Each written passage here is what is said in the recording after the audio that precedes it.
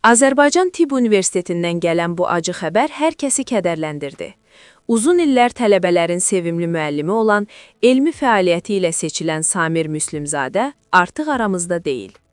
Azərbaycan ictimaiyyətinə ağır itki üz verib.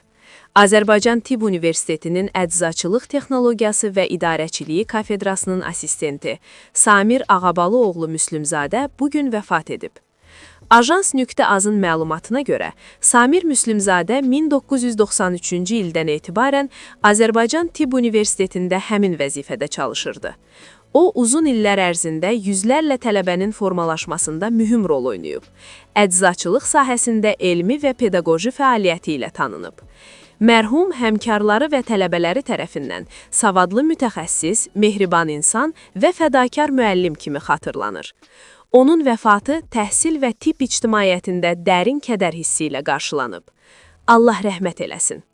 Siz Samir Müslümzadəni necə xatırlayırsınız? Fikirlərinizi və baş sağlığınızı şərhlərdə paylaşın.